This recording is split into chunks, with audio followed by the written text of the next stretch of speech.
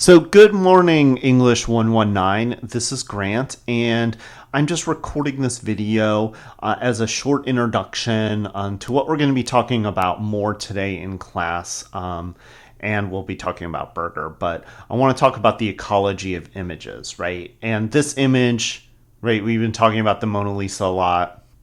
Why so many people go there just to take a picture of the Mona Lisa, right? You can get pictures of the Mona Lisa just about anywhere. So why go there and take this picture? Is it something to say, oh, I was there? But what does that really mean? What does that really do?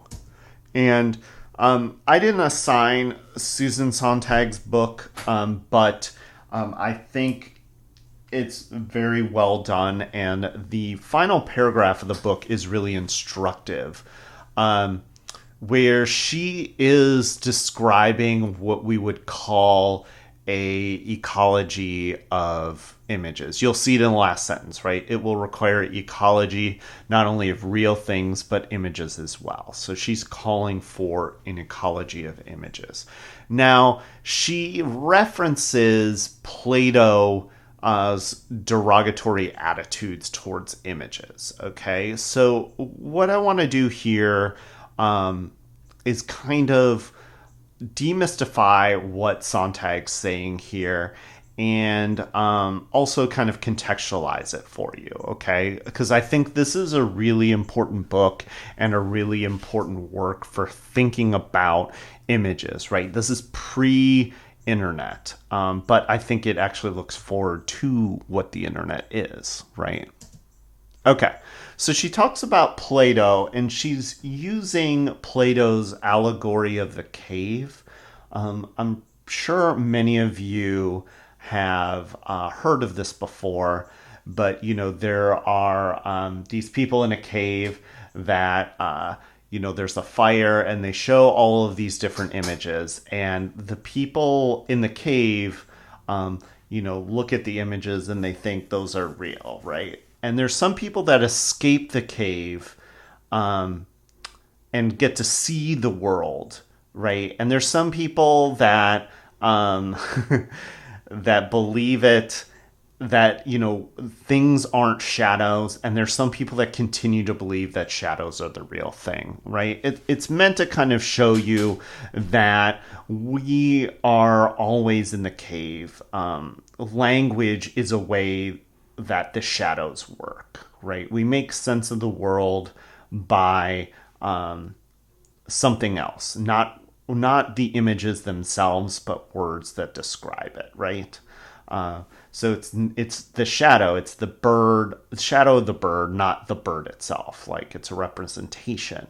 So this is what Sontag is a little skeptical of, right? We use this allegory to talk a lot about language, but I think she's really concerned about images, and so to boil this down a little easier for you to digest, I'm going to say that Sontag is looking for an ecology of images, and this is an approach to making and reproducing photographs, or we could say images, right? That would protect both the meaning of the particular pictures and the integrity of the reality they depict, right? She's looking at deep fakes or other things that could happen, right? Where we can use images that aren't real to sway people and create reality for people, right? She really looked at this way of images that we need to kind of consider reality and make sure that reality is conserved. And one thing I want you to think about, what does this mean today, is, we have tons of images on Instagram, Yelp, everywhere, right? Every inch of our planet. This visualization is the most photographed places on Earth.